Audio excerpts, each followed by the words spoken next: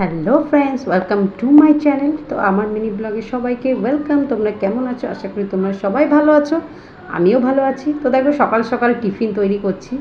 আর জানো তো আমরা হাউস ওয়াইফ, তো সকাল থেকেই আমাদের কাজ লেগে যায়।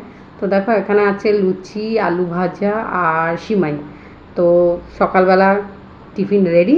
আর একটু টিফিনের ফাঁকে একটু জল তেষ্টা ভেজে জলও খেয়ে নিলাম।